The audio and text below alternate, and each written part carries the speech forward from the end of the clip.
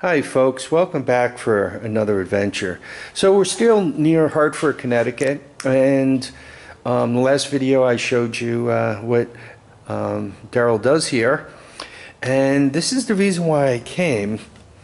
This is most of a Yanmar Diesel generator. The generator head went bad. Now, this came from Sperry? Sperry Rail, yeah. And it was off of a truck that, the track had rail tracks on it, so to speak. You can hydraulically put the railroad wheels down and drive it on the tracks. So, and when the generator head died, Daryl managed to get his hot little hands on it. So to me it looks bigger than my Yanmar. It looks like it's looks like a 10 horse to me. It's 12 volt. Mine was the military 24 volt. So yeah, we're working a deal on this thing. And I think it's cool. I'm looking forward to getting it on my truck and getting it home and giving it a cold start and all, so you guys will be able to see that. How's that for a cable? Huh? Yeah. You can jumpstart your electric chair with that. Yeah, it's easy to change the oil. You just open that valve up on the bottom. And I'm not quite sure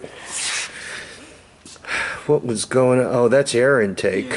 Yeah, that's air intake. So yeah, I think it's cool. It'll be a nice addition to my my collection.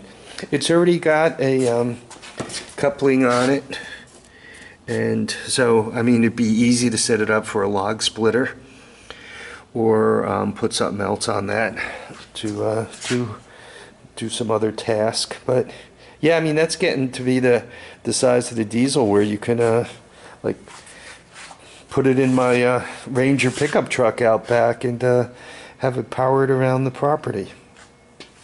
It has compression. By the way, remind me tomorrow why my arm hurts. So yeah, my latest acquisition. All right. I got a story to tell. I asked the guys where this came from, if the trucks that they drove on the track ever got hit by a train. And they said no, but one time they had a truck that would be like a UPS sized truck that was on the tracks. Right. It had similar to a lift gate that came down, and it had sensors on it for driving on the rails, look for porosity. Right. And there was another guy, two guys in a Suburban that were coming at him. And one guy was reading the newspaper, and the other guy was sleeping. And the guy saw him come, and he jumped out of the way, and they slammed right into the back of the thing. Oh, yeah. They just had a accident down there in Newburgh. They had a high-low, raised platform thing crossing the tracks, and the tracks were bumpy. And when they went over the tracks, the high-low interpreted the bumpiness as unstable, which shuts down the diesel, so you can't raise and lower it. But meanwhile, now it's on the tracks, shut down, and the guy who was driving it had to get off it to reset it.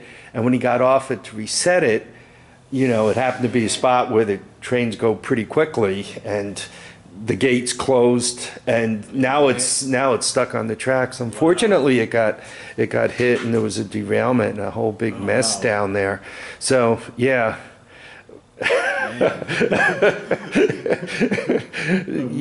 If you're not careful, you could unfortunately find yourself in the newspaper. Now, pallets like this aren't standard. Is there somebody who actually likes this smaller size? Yeah, there's companies that use these. These stamps here indicate what country it came from. So I'm going to guess DK is probably Denmark. Okay. And underneath is Italy. So these are probably standard for the European countries. Oh, okay. I actually saw a video on YouTube where a robot similar to the ones that they have like in auto factories. They grabbed the whole pallet and they picked it up, and an operator was sitting on a bench, and on a computer screen would touch which boards were broken. Okay. And then it would go over to a machine similar to mine, but like a robot, like an auto factory, and it would shear the boards off and put the thing down on a table. So when it got to the repair guy, all the boards were already cleaned off. Yeah, I'm sure. I mean, the good thing about that is you're not getting splinters. The bad thing about that is such a capital cost. Oh, yeah. Now, is this the heat treatment? Yeah, this wouldn't have be from the United States going out of the country. Yeah, because they require the heat, Yeah. the heat treatment thing to say that Yeah. we're not exporting our bugs. A lot of people think that, it's not good to burn pallet wood because it's pressure treated, which it was at one time. If you see, it says, instead of heat treat, it says PB or MB. That was chemically treated, but the U.S. doesn't do it anymore. But there are still some pallets floating around. And Just there are- old ones. Yeah, old ones. And there is still some countries that still do Yeah, chemical treat. Yeah, that looks chemically treated. This one's heat treated. It would say either Heat MB or PB if it was. Okay. India is one of the countries That still uses Yeah. chemicals?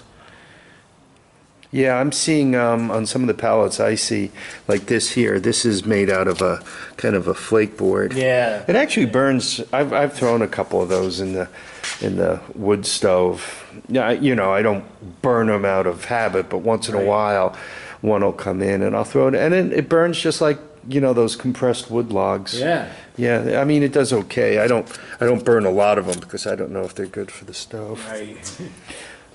Okay, so we're gonna leave Daryl alone, let him get back to work, working for a living. We should get those guys here from Dirty Jobs, though this isn't a very dirty job. You would have to take them out on the truck on those days that it snows and it's slushy and it's just miserable, and take them behind some warehouse setup where it's muddy and just greasy and horrible, and make them pick up those pallets and bring them back. Bring the Dirty Jobs guy here. Anyway, folks, I want to thank everybody for dropping by to watch and comment and subscribe. I want to thank Daryl for inviting me here and giving me a good deal on the diesel there. And remember, keep your feet down, keep your heads up, and get out and enjoy each and every day. And when you look at a wood pallet, think of Daryl. He, especially if it's been repaired, except he does the better repairs than that. Okay, take care now. Bye.